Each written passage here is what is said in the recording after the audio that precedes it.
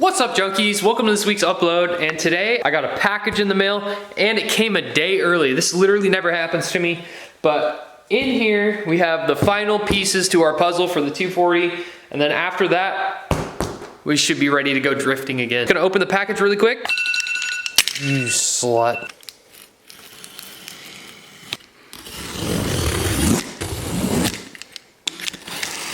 Unfortunately, it's a part that I've already bought before and I broke, but it's still exciting nonetheless. Boom.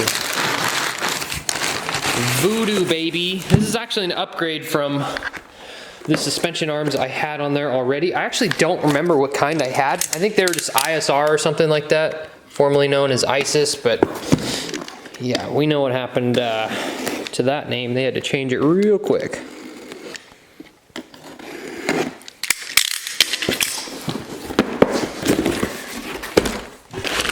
Boom.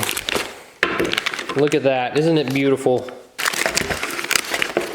I don't think there's really much of a difference from the last tension rods that I actually broke, but because this is all cast iron, it feels like, just like the other ones.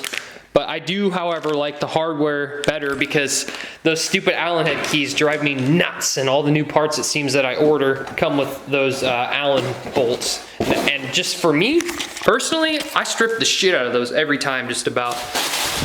So I was gonna film this video tomorrow, but I just don't even care. I'm so excited for this part. I'm gonna do it right now. Let's get to it.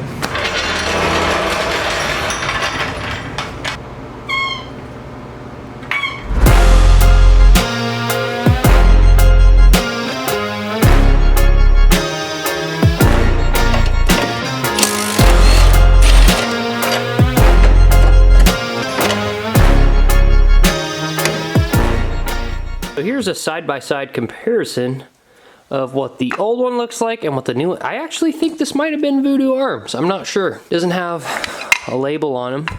The new ones do, but that could have easily worn off over time. So now, basically what I'm gonna do is just do my very best getting this part adjusted to the right length or a similar length that this one was at for the meantime, so I can just drive it around and then have the car properly aligned down the road, probably before the next drift event that we attend. Let's put that on and just be excited for the moment. Okay, I got the new tension rod adjusted. It looks real. I'm leaving that one a little loose so I can install, but looks about damn near the same. We're gonna hope that works, and I'm gonna go install it real quick.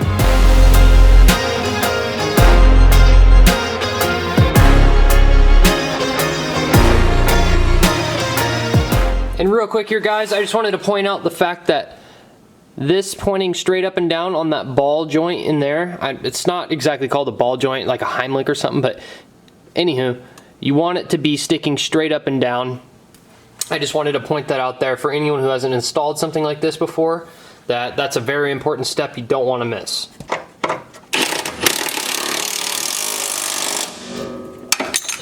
So essentially I just need to tighten these two nuts together.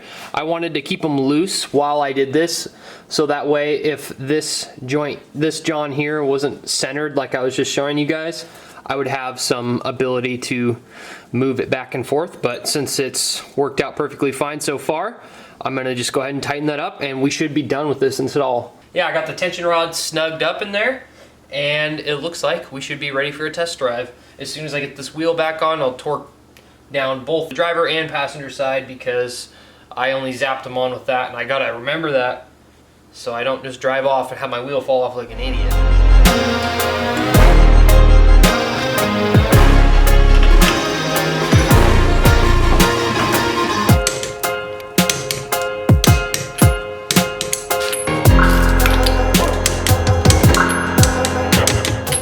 Seems good so far.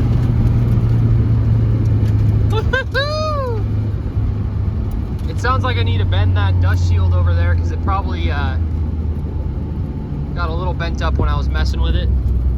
I'm so stoked. Once again, this car drives!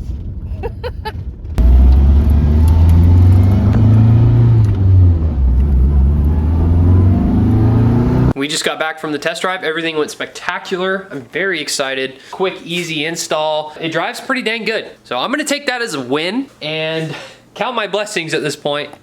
Not do anything stupid on the street. I think soon I'll do either a string alignment or hopefully if somebody might be able to get me in on a good rack. I used to have access to a really good alignment rack, but I don't work there anymore. Joel, my buddy Joel, you guys have seen in previous videos, is pretty confident that we can get it done, and he actually was replacing a traction arm in the rear of his car that was bent, so he's gonna need small adjustments here and there. So I think the next part of this video will be either us aligning it with strings or it'll be me on an alignment rack because I talked somebody into helping me out.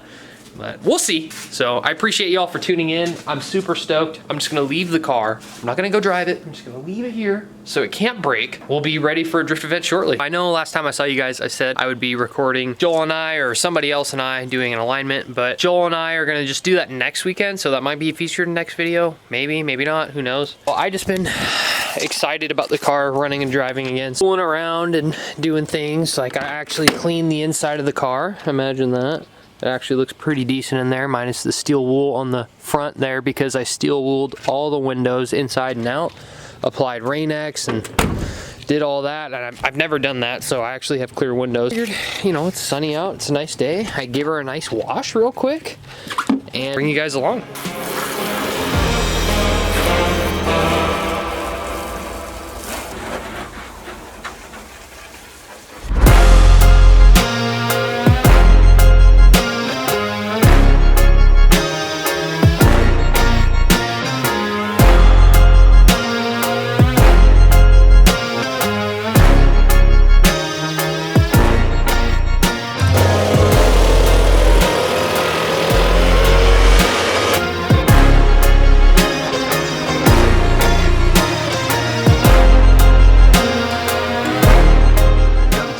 Washed up.